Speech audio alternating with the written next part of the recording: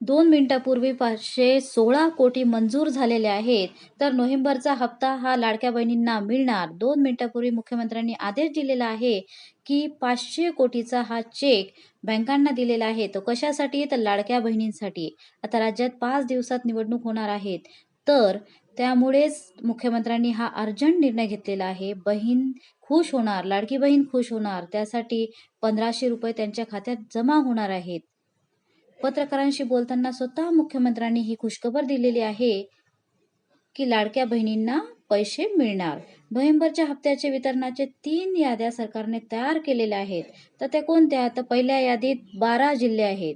तर दुसऱ्या यादीत 12 जिल्हे आणि तिसऱ्या यादीमध्ये 12 जिल्हे आहेत.